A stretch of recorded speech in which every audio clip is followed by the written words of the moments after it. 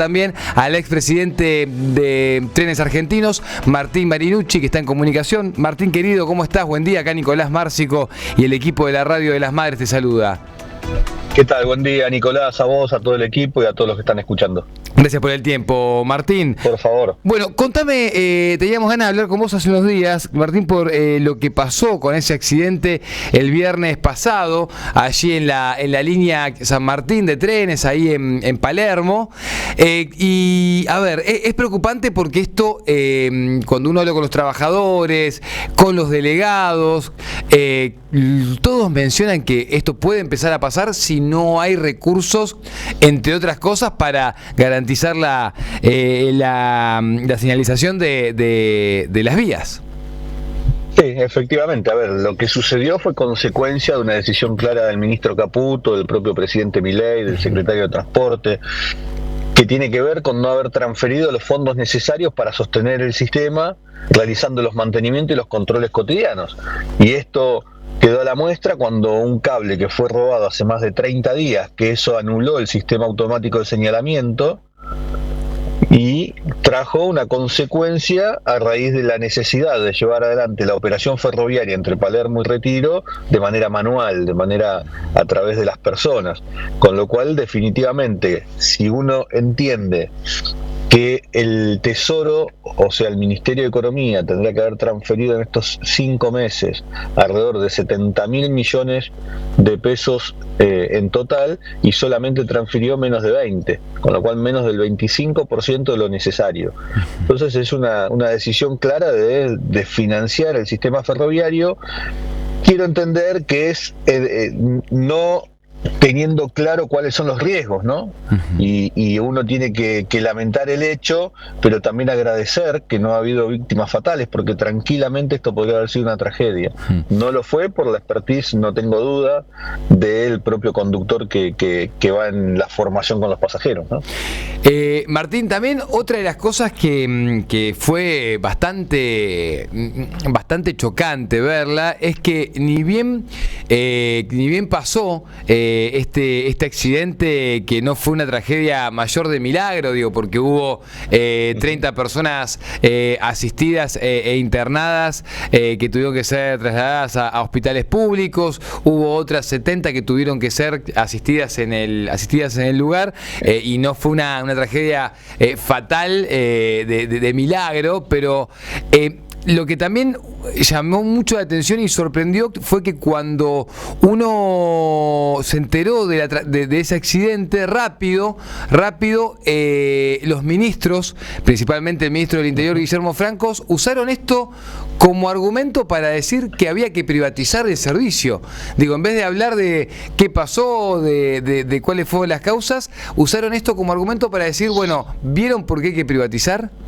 Exactamente, Nicolás. Digo, parece que eran parte de la aparición de los distintos actores en un libreto ya preestablecido. Claro. Porque si hay una decisión clara previa de no transferir los recursos necesarios, si sucede un hecho de esta envergadura como vos planteás, 31 personas hospitalizadas con traumatismo, todavía algunos con consecuencias, y el ministro, en vez de estar solidarizándose con los usuarios, con los trabajadores ferroviarios que también sufrieron impacto, inmediatamente salió a decir hay que apurarse con las privatizaciones para la operación, pero también para el control. Dijo que eso aún es más grave. Digo, el Estado corriéndose al 100% del sistema ferroviario y permitiendo que los privados hagan lo que quieran en cuanto al servicio de transporte ferroviario.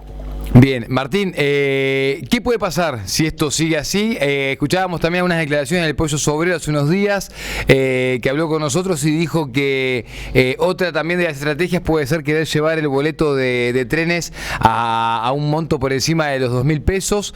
Digo, puede ser otra alternativa también, ¿no? Para que esto suceda, o para que sea más tentador también privatizar.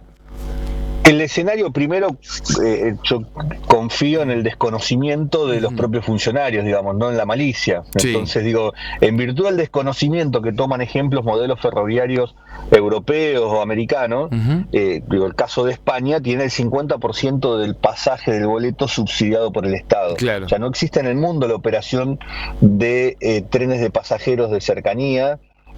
Bueno, juega mucho. Por una empresa una empresa privada que lo explote y que le sirva como negocio, porque sin duda que la empresa lo que busca es ganar plata y el Estado lo que busca es la rentabilidad social, no la rentabilidad económica.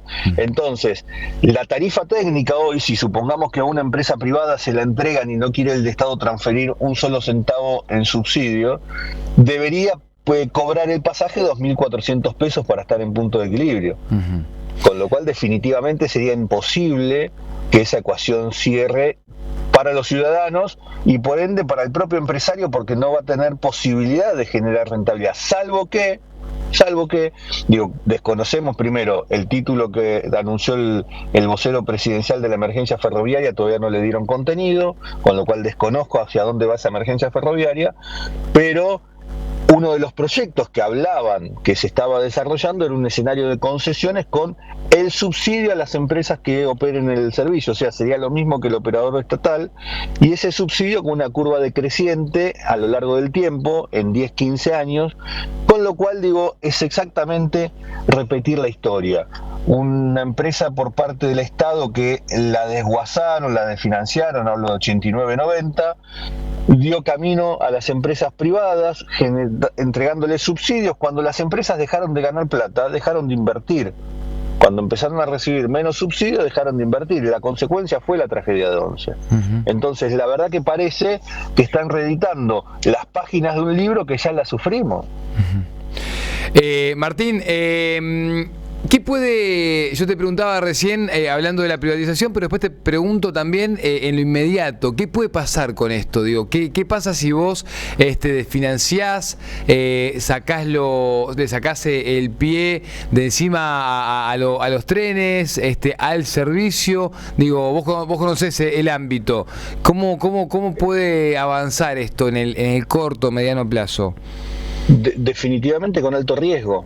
Digo, si uno no realiza las inspecciones necesarias de manera cotidiana, si no genera la reposición de los cables por faltante por más de 30 días que permiten la señalización automática y evitar cualquier tipo de accidente, digo, definitivamente que puede seguir ocasionando situaciones como las que se vivieron el viernes. Dios quiera que no, Dios quiera que el gobierno entienda que es necesario inyectarle los recursos necesarios al sistema ferroviario, porque honestamente no significa que eso es para malgastar el dinero público, sino para sostener la circulación de los trenes que la usan ni más ni menos que 1.300.000 personas.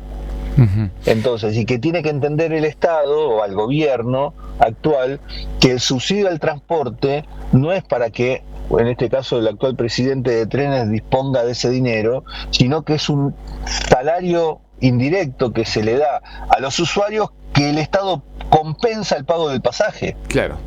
Digo, si no, tendría que salirle a cada usuario 2.400 pesos. Entonces, en definitiva, creo que esto pudo haberle servido a los que tienen responsabilidad en el gobierno de decir, está bien el déficit cero que nosotros queremos mostrar de manera mentirosa, pero hay en lugares, yo pongo el ejemplo, Nicolás, digo, yo no entiendo nada de medicina. Pero mirá, si a mí me dicen, mira, por menos plata saco al cirujano que está en el hospital Posada, y hablo del Posada que está en mi distrito, saco al cirujano y ando a operar vos. La verdad que no tengo idea cómo hacerlo. Probablemente le salga más barato al Estado. Entonces, acá es lo mismo, acá no pueden desfinanciar en un sistema que es muy complejo, pero que es muy utilizado y muy necesario para el desarrollo del país, en este caso de la región del área metropolitana. Y no te quiero aburrir, pero termino con esto. El ministro del Interior, el día del accidente, habló de la privatización. Claro. Pero el día del paro, 1 o 2 días previo al accidente, sí, criticó que a causa del paro del tren generó una pérdida enorme en la economía del área metropolitana. Bueno, sí, una contradicción. Entonces, es que andan con una contradicción, claro, tremenda en el día a día. O sea, escuchás dos dirigentes diferentes y tienen dos líneas de pensamiento totalmente opuestas, y ellos mismos, con ellos mismos. Exactamente, digo, entonces como el tren no sirve, no es claro, o genera plata. De la, claro. O sea, uno desde el lugar que tiene responsabilidad del gobierno no tiene que pensar en términos de un Excel sobre determinada política pública, tiene que ver la consecuencia que genera. Digo, no solamente genera empleo, no solamente genera oportunidades, arraigo, el tren también genera plata a las empresas, a los comercios, a las industrias que tengan la posibilidad de tener el tren cerca para poder desarrollar.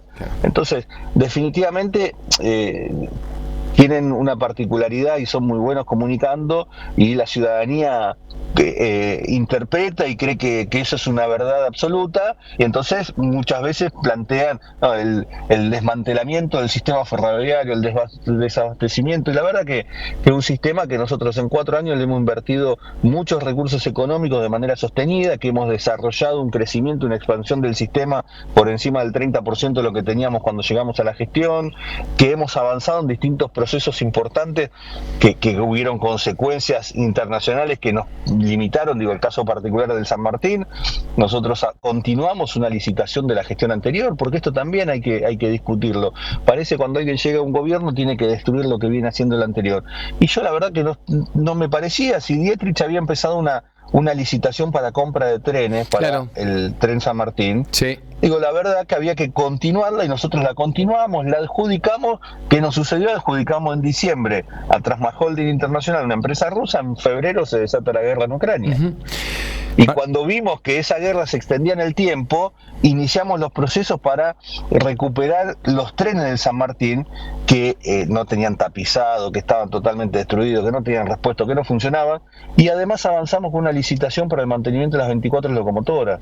Que lo último, Nico, el 13 de diciembre, cuando me junto con el secretario de Transporte, se suspendan todos los pagos a los proveedores y todos los procesos de licitación. Un proceso de licitación fue en noviembre adjudicado el mantenimiento de las 24 locomotoras. Había que avanzar con la orden de compra. Bueno, es al día de hoy que no hicieron la orden de compra para el mantenimiento de las locomotoras. Mirá, bueno, ahí está, hay otro anuncio más. A ver, que quede registro de que está todo advertido, y está todo avisado. Lo avisaron los gremios, lo avisaron los delegados, lo avisan los exfuncionarios. Está todo avisado porque si no parece que después las cosas nacen de un repollo, ¿viste? O pasan porque sí, como fue el accidente del otro día, que no fue fatal de milagro. Pero bueno, esto está advertido. Martín, te agradecemos el tiempo, sabemos que tenés que seguir la agenda. Te mando un abrazo grande y cuando puedas te invitamos por acá, por el estudio. Con gusto. Y charlamos en profundidad de lo que estamos viviendo con esto y de cómo puede generar y desarrollar el país también el desarrollo de los trenes, ¿sí? Dale, muchas gracias y a disposición siempre. Abrazo grande, Martín. Abrazo grande. Ahí está Martín Marinucci, ex director de Trenes Argentinos.